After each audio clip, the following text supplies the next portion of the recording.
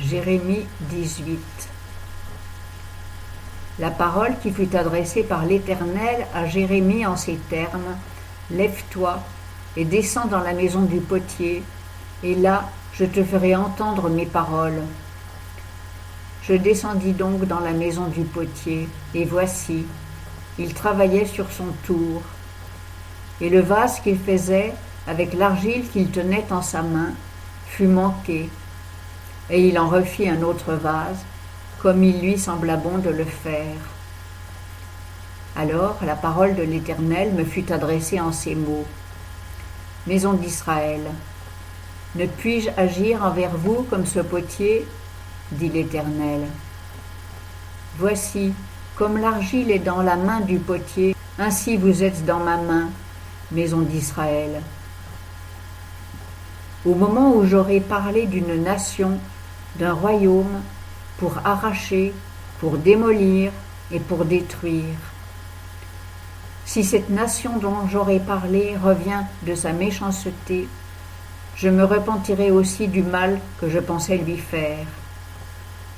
Et au moment où j'aurai parlé d'une nation, d'un royaume, pour édifier et pour planter, s'il fait ce qui est mal à mes yeux et n'écoute point ma voix, je me repentirai aussi du bien que j'avais dit vouloir lui faire.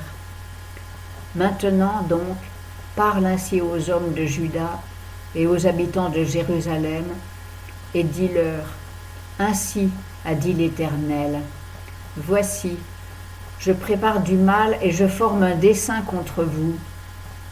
Détournez-vous donc, chacun, de votre mauvais train, et amendez vos voies et vos actions.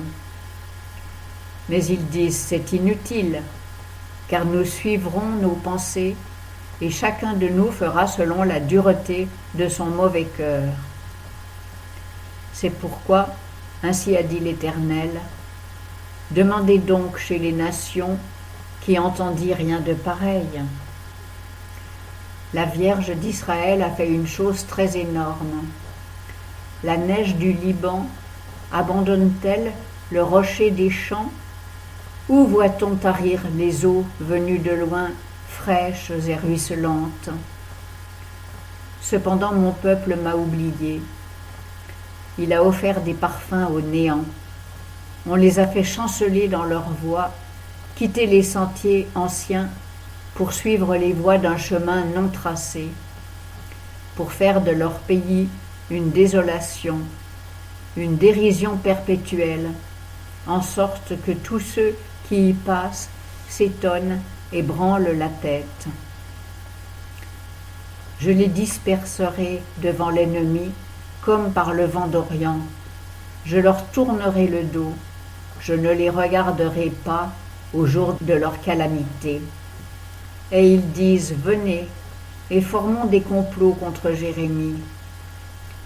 Car la loi ne se perdra pas chez le sacrificateur, ni le conseil chez le sage, ni la parole chez le prophète. Venez, et frappons-le de la langue, et ne faisons attention à aucun de ses discours. Éternel, fais attention à moi, et entends la voix de mes adversaires. Le mal sera-t-il rendu pour le bien? Car ils ont creusé une fosse pour mon âme. Souviens-toi que je me suis tenu devant toi, afin de parler pour leur bien, afin de détourner d'eux ta colère. C'est pourquoi livre leurs enfants à la famine, et abandonne-les à l'épée, que leurs femmes soient privées d'enfants et veuves, que leurs maris soient enlevés par la peste, et leurs jeunes gens frappés de l'épée dans le combat. Que de leur maison on entende des cris, quand tu feras soudain venir des troupes contre eux, car ils ont creusé une fosse pour me prendre, ils ont caché des filets sous mes pieds. Et toi, Éternel, tu sais que tout leur dessein contre moi est de me mettre à mort. Ne couvre point leur iniquité, et n'efface point leur péché de devant ta face.